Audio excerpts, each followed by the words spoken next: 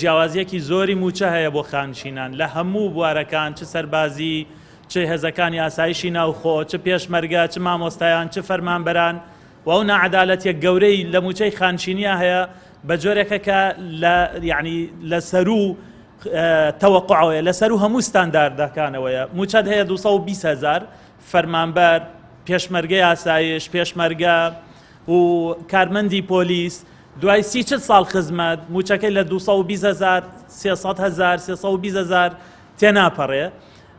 لە کاتێکا موچەی خانشینی هەیە لە کوردستانە 3 ملیۆن و 4 ملیۆن و ئەوانەیە. بۆ نەهێشتنی ئەم نەعادالەتیە ئێمە هەوڵێکمان داوە 20 ئەندام پەرلەمان یاسایەکمان پێشکەش کردووە، ئەویش پێشنیازە یاسای بەرکارکردنی یاسای ژمارە 9 ساڵی 2014 یاسای خانشینی یەگرتووە ئەوەی لە عێراق دەرچوو.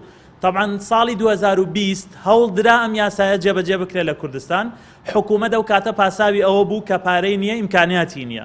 بەڵام ئێستاکە ئێمە لە 2022 زیاتر لە ساڵ و نیوەکە حکوومەت داهاتێکی زۆر باشی هەیە و هیچ پاساوێک نەماوە بۆ ئەوی ئەم یاسایە نەچێتە بواری جێبەجێکردنەوە. طبعا یاساکە بەڕاستی عەدالەتێکی زۆر گەورە بەدیێنێ لە بواری موچەی خانەنشینیە و ڕێگە نادا موچەی هیچ خانشینێک لە 400,000 کەمتر بێ. ئەمە بێجگەلەوەی کە جیاوازی موچە زۆر کەمەکاتەوە موچەی خانشینی و عەدالەتێکی زیاتر بەرقەرارەکە و پشتگیریەکی زیاتری خانشینەکە لە ڕوانگەی ڕەچاوکردنی بارودۆخ و ژیانیان.